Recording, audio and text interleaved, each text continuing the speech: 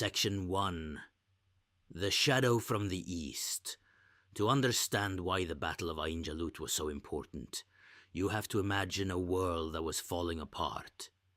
In the mid-12th century, a group of warriors called the Mongols were the most feared people on Earth.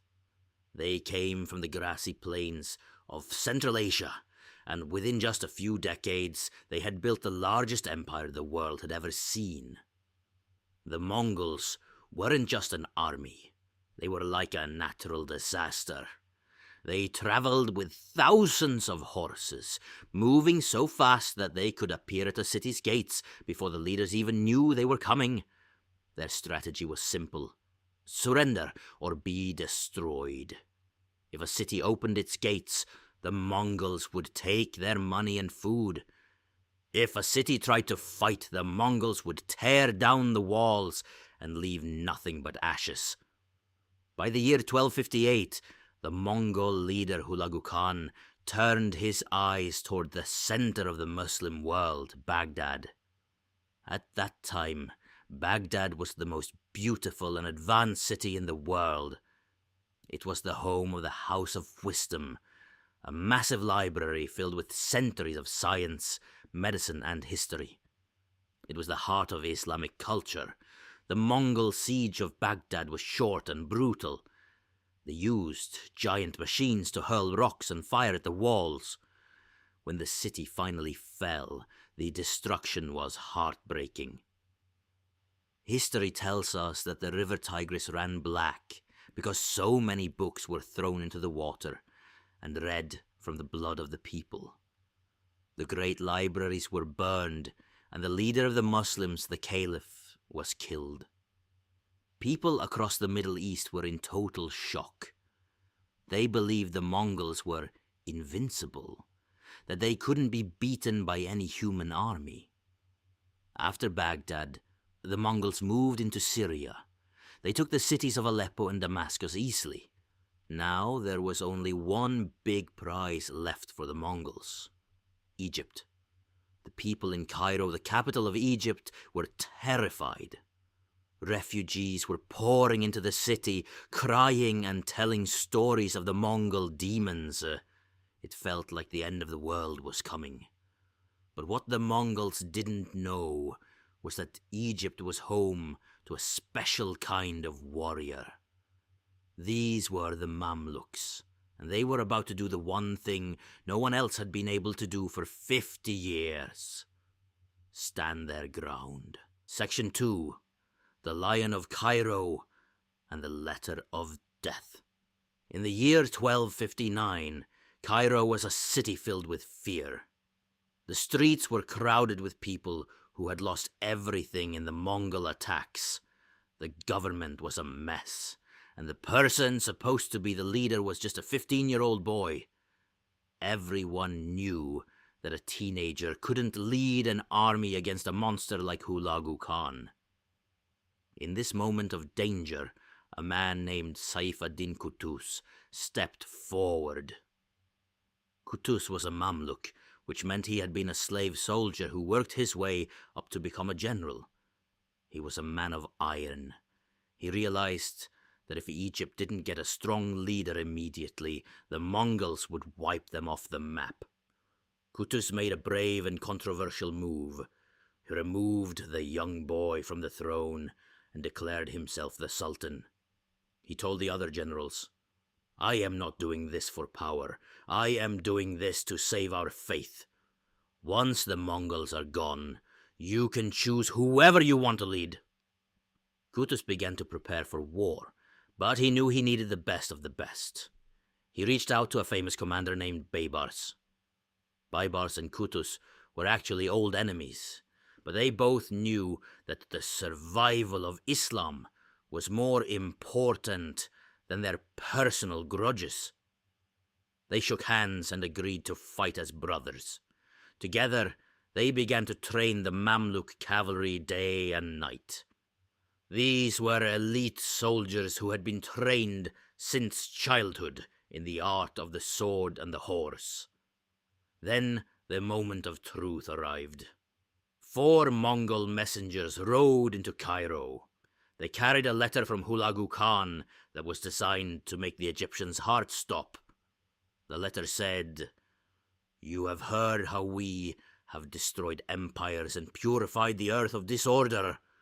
We have slaughtered the people. You cannot escape us. Our horses are swift, our arrows are sharp, and our hearts are hard as mountains. If you fight us, you will die. If you surrender, you might live." When the letter was read to the Egyptian leaders, many of them wanted to give up. They were shaking with fear. But Kutus looked at them with fire in his eyes. He knew that if he showed any weakness, the Mongols would win without even trying. He did something that shocked everyone. He ordered his guards to execute the Mongol messengers. Their heads were hung on one of the main gates of Cairo, known as Bab Suwaila. This was a massive statement. In those days, killing messengers was like declaring a war that could only end when one side was totally destroyed. By doing this, Kutus was telling the world and his own soldiers that there was no turning back. "We are going to fight," he was saying, "and we are going to win." To pay for the war, Kutus refused to tax the poor.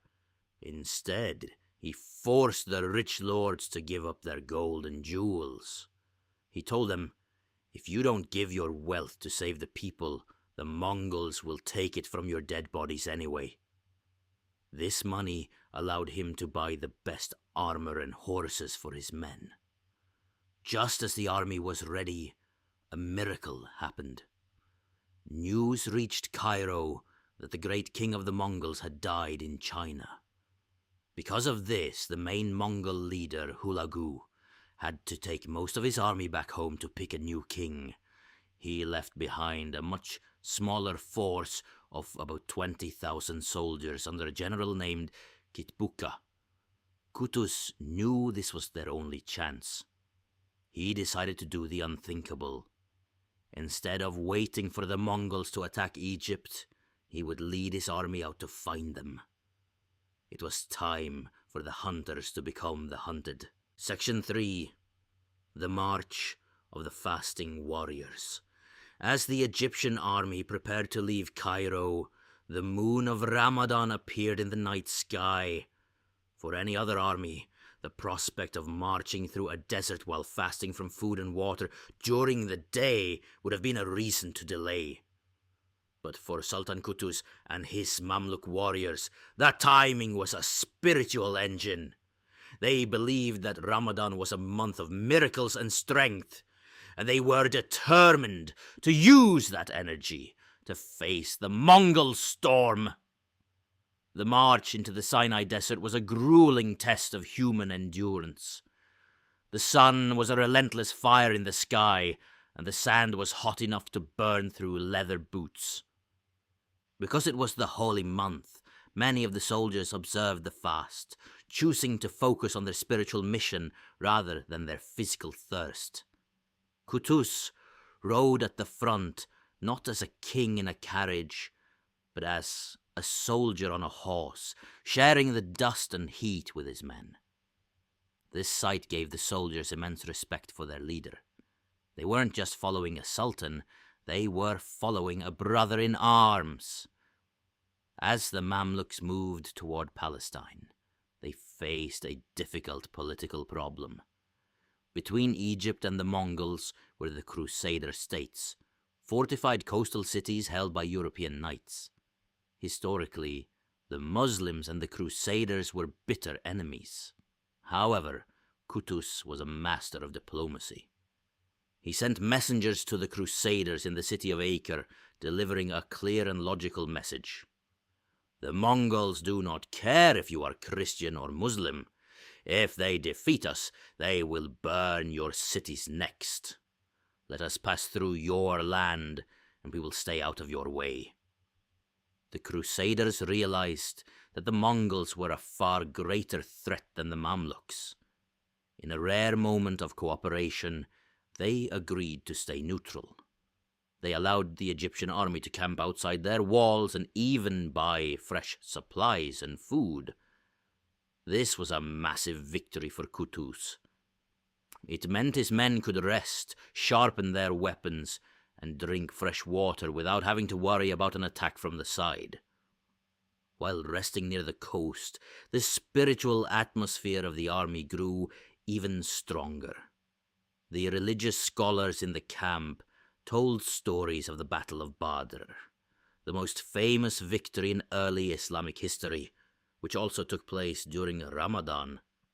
They reminded the soldiers that victory comes from God, not from numbers.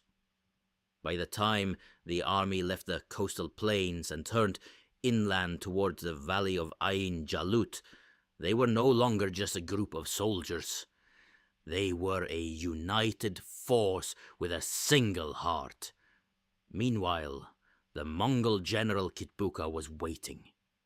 He had heard that the Egyptians were finally coming out of their hole. Kitbuka was a man of immense pride. He had spent his whole life watching Mongol armies destroy everything in their path. He didn't think the Mamluks were special. He thought they were just another group of victims. He gathered his famous horse archers and moved to block the valley of Ain Jalut.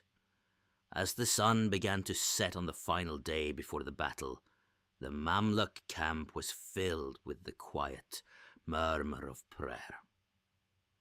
The soldiers broke their fast with dates and water, looked at the stars, and prepared themselves for what was coming.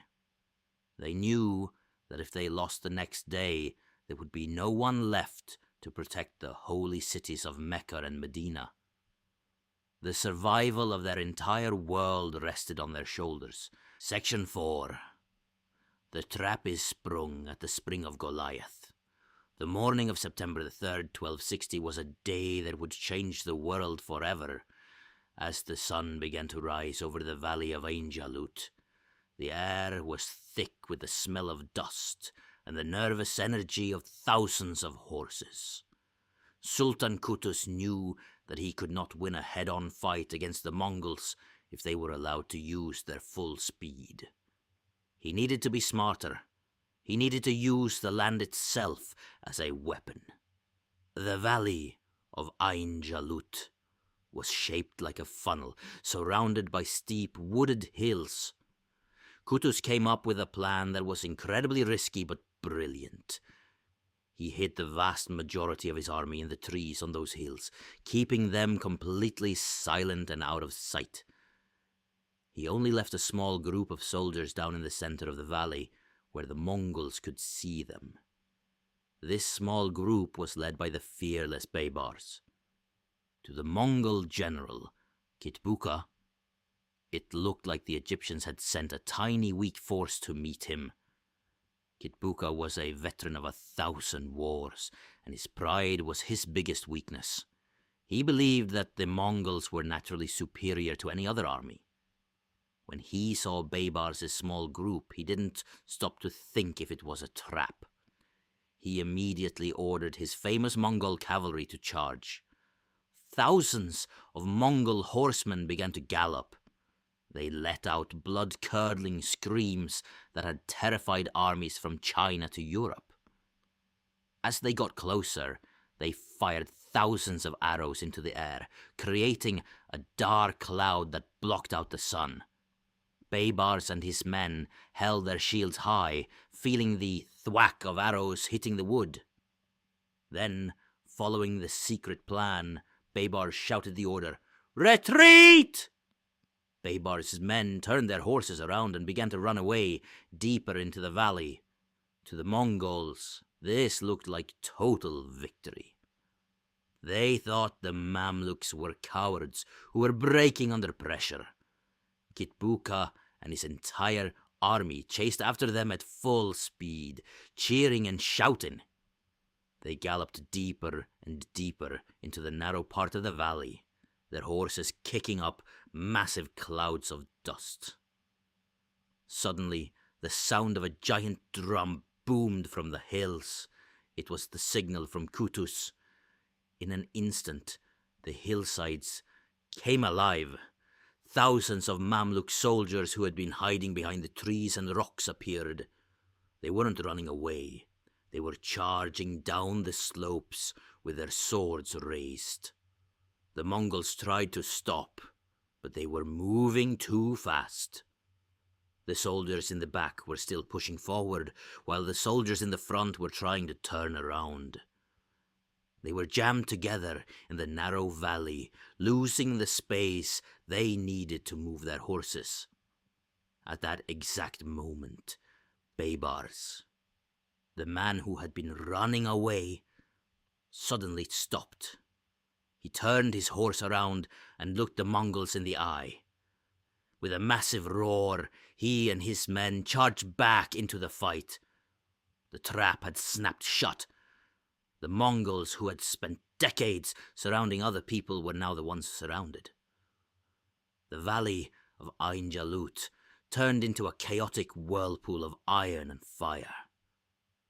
The Mamluk heavy cavalry, wearing thick chainmail and carrying long lances, smashed into the Mongol lines. The fighting was no longer about bows and arrows. It was a meat grinder of close quarters combat. The Mamluks were fighting with a desperate strength. They knew that behind them lay their families, their homes, and their faith. For them, this wasn't just a battle. It was the fight for the survival of the world. Section 5. The Cry of the Sultan. O Islam. The battle at Ain Jalut was far more than a simple ambush. It was a collision of two of the most disciplined armies to ever exist. Even though they were trapped, the Mongols did not panic. They were veterans of 100 campaigns, and they began to fight back with a ferocity that stunned the Mamluks. The Mongol general, Kitbuka, realized his center was being crushed, so he ordered a massive, desperate charge against the Mamluk left wing.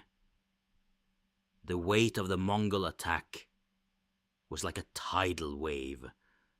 Their horses slammed into the Mamluk lines with such force that the Egyptian left wing began to buckle and break. Soldiers who had been fighting for hours while fasting were reaching their physical limits.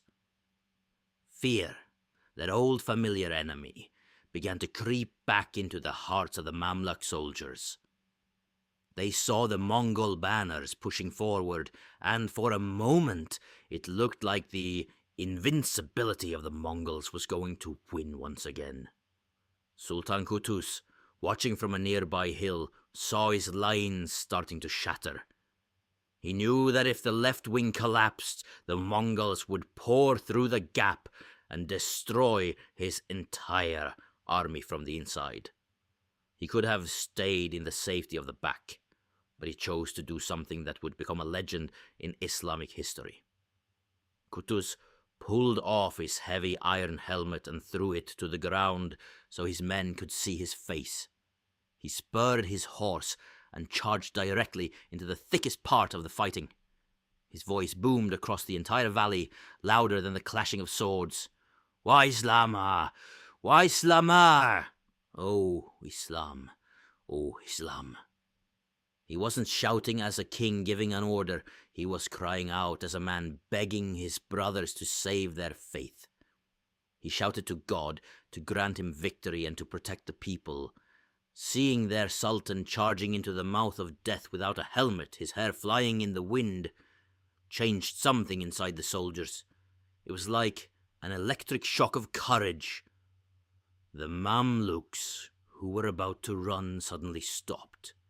They looked at Qutuz, they looked at each other, and they let out a roar that drowned out the Mongol war cries.